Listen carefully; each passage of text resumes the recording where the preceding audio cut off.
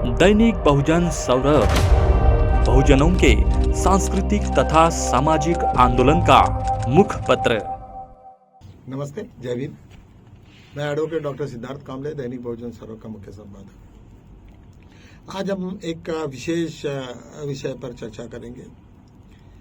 विषय है कि जातीय जनगणना जो है अभी होने वाली है, ये रिसेंटली अगस्त सितंबर से कुछ स्टार्ट होने वाली है, और उसके क्या क्या परिणाम होंगे और किस तरीका से वो लोग क्यों कर रहे हैं और उसका क्या कारण है, इसके बारे में हम लोग थोड़ा सा विस्तृत में चर्चा करेंगे। आप लोगों को मालूम होगा कि सबसे पहले कास्ट का सेंसस SC/ST का ये 1930 में हुआ, 31 में हुआ था।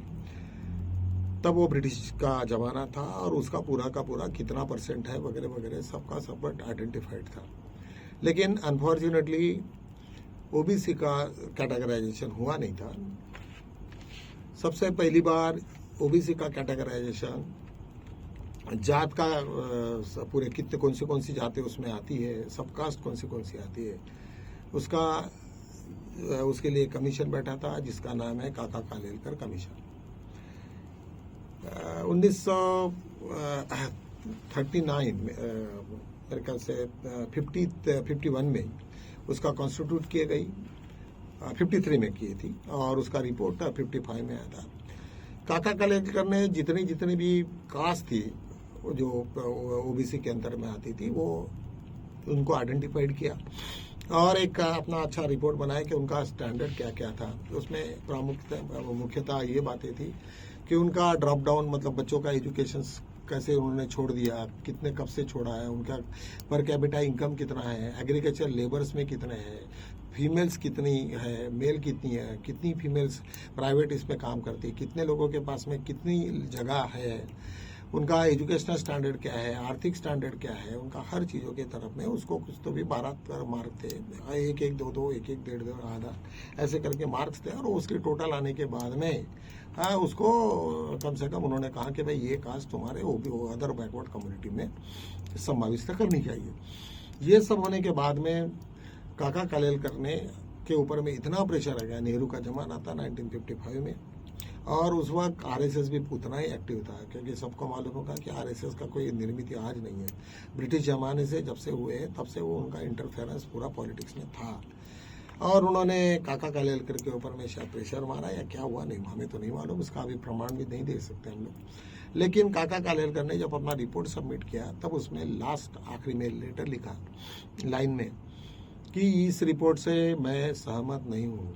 अरे तुम्हारे रिपोर्टर, तुम उसके ऊपर मैं सहमत नहीं, मैंने स्टैटिस्टिकली ये प्रूव किया है सब कुछ, लेकिन मैं उससे सहमत नहीं, असहमति बताई। और जब पार्लियामेंट में वो फाइल को पुटअप करने में आया तब काका कालेलकर अपनी पक गए। मतलब वहां से उन्होंने ये शब्दों को लेके करके दोनों हाउसेस में बहुत तमाशा हुआ, और उसके बाद में कास्ट का OBC का जनगणना हुई ही नहीं।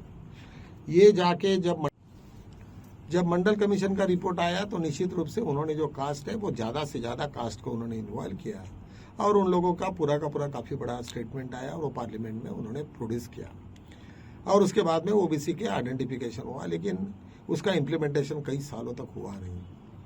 जब मंडल कमीशन में जब VP सिंह की सरकार आई और उनके सामने में बहुत बड़ा मसला था, और जब उनको मालूम था कि BJP और उस वक्त का जनसंघ और ये सब लोगों की वजह से उनको बहुत परेशानी हो रही है, और उन्होंने ये देखा कि भाई अभी जाते जाते मैंने क्या करना चाहिए, तो कुछ लोगों ने सलाह दी कि आप मंडल कमीशन को लागू करो, जिससे आपको कई सदियों तक लोग याद करेंगे कि ये आदमी की वजह से हम लोगों ने आज आरक्षण मिला है।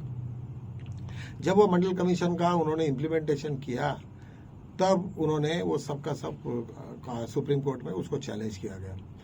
जब सुप्रीम कोर्ट में चैलेंज किया तो 9 बेंच जजेस की वो कमेटी थी, काफी बड़ी कमेटी थी, और उस कमेटी में मेजर उनका chief justice of India MH Kania करके थे, और सब बड़े बड़े लोग थे, काफी विद्वान लोग थे, और बहुत बड़ा रिपोर्ट वो हुआ। 9 बेंच का सबसे बड़ा कॉन्स्टिट्यूशनल बेंच था, और उन्होंने ये देखा गया कि ये जितना भी हुआ ये सब का सब कॉन्स्टिट्यूशनल वैलिडिटी में सब बराबर है, जिसमें स्पेशली आर्टिकल 14, आर्टिकल 15(4), 16(4) ये कॉन्स्टिट्यूशन ऑफ इंडिया के सभी आर्टिकल के अंतर्गत जो भी आदमी को सुरक्षा, हर सिटीजन्स को जिस तरीका से प्रावधान होना चाहिए उसका सबका सब उल्लेख है।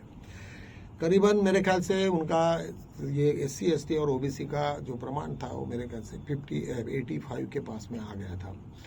लेकिन जाते जाते उन्होंने एक चीज़ को बड़ी ये नुकसान पहुंचा दी उन्होंने कि रिजर्वेशन का जहाँ तक मसला है वो करीबन उन्होंने वहाँ पे कैप लगा दी है। 50% से ज़्यादा रिजर्वेशन नहीं होना चाहिए, ये कैप लगा दी।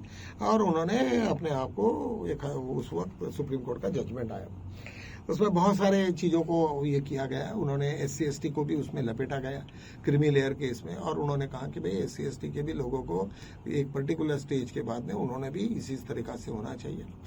उन दिनों में रामविलास पासवान वगैरह सब ये एक्टिव लोग थे, लालू प्रसाद एक्टिव थे। तो उन्होंने कहा कि भाई ये मंडल कमीशन से हमारा कोई संबंध नहीं था, SC ST का कोई संबंध नहीं था। फिर भी जब वो OBC के ऊपर में ये पर्टिकुलर बेंच बैठा तो फिर हमारा नाम क्यों वहाँ पे आ गया। तो ऐसे सिचुएशन में वो पार्लियामेंट में उसको कहते हैं 77 अमेंडमेंट, इसमें काफ़ी समय चले गया। और वो 77 अमेंडमेंट होने की वजह से हम लोगों को क्रीमी लेयर वगैरह से हम लोग हट गए। इसके बाद में बहुत सारी जगह पे कि ये रिजर्वेशन कौन से लेवल में रहेगा, कि इनिशियल स्टेज में रहेगा कि एवरीवेयर रहेगा। तो 46 अमेंडमेंट हुआ और 16(4)B आया, ये बहुत सारी इंसेशन हुई। और उसके बाद में ईच क्लास और ईच कैडर में हमारा रिजर्वेशन रहेगा, ये बात को ये हो गया। जैसे कोई कंपनी में एक 4 जनरल मैनेजर्स हो गए, तो 4 जनरल मैनेजर्स में से जो भी है रिजर्वेशन का कोटा ये 20% अपना जो भी है प्रमाणित वो मिलेगा। और उस चेयरमैन का रहेगा वो सिंगल पोस्ट है, उसको नहीं मिलेगा। तो ये सब जजमेंट्स के बाद में वो ये सब मैटर ये हुआ और वो मैटर सेटल हुआ, तब 50% रिजर्वेशन OBC को मिला।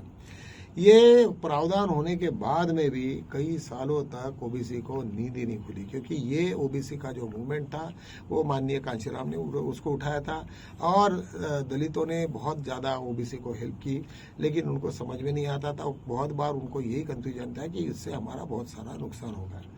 ये कहने का मतलब उसके आधार पर कितने लोगों को उसमें रिजर्वेशन में लाना चाहिए, कितने लोगों को ये करना चाहिए, हम लोग कास्ट को मेजॉरिटी प्रायोरिटी पे रखा गया। और उसी के बाद में 50% का ये हुआ। उसके बाद में बहुत सारे और जनरल सिंह का जजमेंट आया, उन्होंने कहा कि भाई जो भी 50% का ये है, कुछ जगह पे बढ़ाया गया, कुछ जगह पे उसको स्थिर में रखा गया। और उन्होंने कहा कि जब तक कास्ट वेरिफिकेशन होता नहीं तब तक वहाँ पे रिजर्वेशंस को अलाउ मत करो, फॉलो मत करो। इस टाइप की बहुत सारी बातें चलती रही। आगे सुप्रीम कोर्ट ने भी कहा कि जो चल रहा है वो चलने दो अभी। और उस वक्त सब reservation, specially Indira Sahni versus union of India में मेरिट चैनल, मतलब मेरिट चैनल सबके लिए रहेगा। जो SC ST के लोग अदर देन रिजर्वेशन से तुम डायरेक्टली जनरल के भी सीट को खा सकते हो, ये प्रावधान था। स्पेसिफिकली लिखा है कि एनी SC ST का आदमी कोई भी जनरल को सीट को कॉम्पीट करके वो पोस्ट को हासिल कर सकता है, लेकिन जनरल का कैंडिडेट कोई भी SC ST को नहीं हासिल कर सकता। ये Indira Sahni versus union of India में ऑलरेडी हो गया और 9 बेंच का जजमेंट था, तो उसके ऊपर में कोई दुमत नहीं था। मेरिट चैनल हमारे लिए था। लेकिन ये सब सिचुएशंस में आते हुए आप अभी इनको अभी सरकार को लगने लगा कि अभी हमने कास्ट सेंसस करना चाहिए।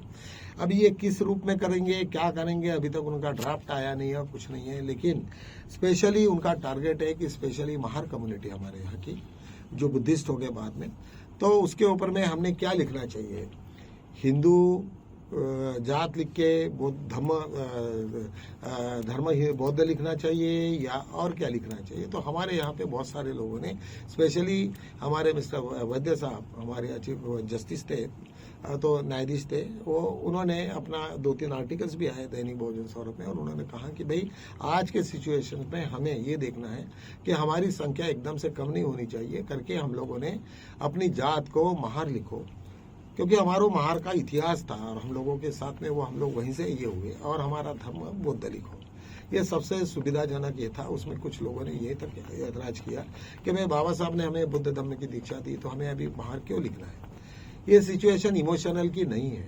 हमें करना है कि हमारे कास्ट में, और हम लोग जो बुद्धिस्ट लोग, आज हमने हर एक के सर्टिफिकेट में, हमारे आज 99% लोगों के सर्टिफिकेट में महार और बुद्धिस्ट है। उससे क्या फर्क पड़ा, कोई नुकसान तो नहीं हुआ। या कोई धर्म भी नहीं हुआ, लेकिन बुद्धिज्म तो वैसे भी बढ़ रहा और बढ़ रहा। तो हमें कास्ट के वजह से यदि कुछ लोगों को प्रोटेक्ट होते होंगे और कुछ लोगों को उसका बेनिफिट मिलता हो, तो निश्चित रूप से सब लोगों को हम यही बताएंगे कि भाई तुम आप जात महार लिखिए और कास्ट बुद्ध लिखिए, और कन्वर्टेड है, ये सब दुनिया को मालूम है। तो दोनों भी तरफ तुम्हारा रिजर्वेशन रहेगा, सेंट्रल में भी रहेगा और स्टेट में भी रहेगा, बरकरार रहेगा। तो ये इसके ऊपर में काफ़ी चर्चा हुई, हम लोगों ने अपने रखे, हमारा भी पक्ष रखे, मैंने भी अपने बहुत सारे मुद्दों को लोगों के सामने रखे, और हम चाहते हैं कि ये इसके ऊपर में हर जगह पे वर्कशॉप हो और हमारी बातों को तुम सब लोग बताना चाहिए। हम लोग इसके ऊपर में एक हमारे जो गिडाम साहब थे वो बानाई के अध्यक्ष है, और वो उसके ऊपर में छोटा सा हम लोग वीडियो भी करने वाले हैं। तो ये सब होने के बाद में हम लोग चाहते हैं कि पूरे ऑल ओवर इंडिया में हम इस तरीके के वीडियो को स्प्रेड करेंगे, जिससे हम लोग अपने आप को भी स्ट्रेंथ करेंगे। महार कम्युनिटी अभी रही नहीं है, हिंदू करके हमें लिखने की जरूरत नहीं है, महार लिखो और कास्ट हमारा मतलब धम्म बुद्ध लिखो। इस टाइप की हमारी चर्चा हुई और मुझे निश्चित लगता है कि सभी लोग इसको फॉलो करेंगे। चलो, तो उसके साथ में हम आखिरी में एक छोटी सी ये करेंगे कि आज हमारे यहाँ जो भी विश्व में आज जो भी अशांति हो गई थी, तो और भी वो बरकरार होगी। बीच में ऐसे ये हुआ था कि इस्लामाबाद में ये शांति प्रस्ताव होगा, जिसमें ईरान और अमेरिका के लोग थे, इजराइल तो थे ही नहीं, लेकिन वो डोनाल्ड ट्रम्प अपनी पूरी इस पे आ गए और फिर दोबारा उनको ऐसी चीज़ों की डिमांड किया कि भाई आपका यूरेनियम हमको दे दो, हार्मोज की खाया है उसको ये खोल दो पूरे, वगैरह वगैरह सब लोग ये हुआ, वो सब डिस्क्रिट ये हुआ। और हालांकि चर्चा कुछ हुई नहीं, कोई निष्पन्न नहीं हुआ। इसके बाद में वार की तैयारी भी चालू हो जाएगी। ईरान को चाइना ने भी ईरान को एक ऐसे शस्त्र दिए कि जिसके ऊपर में अमेरिकन कोई भी स्पेस उनके ऊपर में आ नहीं सकेगा। तो उसके वजह से अमेरिका भी काफ़ी खपा हो गया। उन्होंने तो पहले से बोला है कि हमारे ईरान से तो हमारे बहुत पुराने कॉन्ट्रैक्ट है और हम लोग कुछ करेंगे नहीं, और वो अमेरिका के साथ में टसल होने की जो ये है। आज अभी अमेरिका में वहाँ की सिचुएशन क्या होती है ये हमें नहीं मालूम। अभी वैसे ही इजराइल की भी सिचुएशन नेतन्याहू की क्या होगी, वहाँ पे इंटरनल भी बहुत प्रॉब्लम चल रहा है। तो मुझे लगता है कि इसका अभी नतीजा किस लेवल पे जाएगा, इसका अंदाज बताना अभी बड़ा मुश्किल है। आज हम इन्हीं से सब बातों के साथ में यही विराम लेते हैं। कल मिलेंगे नए मुद्दों के साथ, तब तक के लिए जय भीम।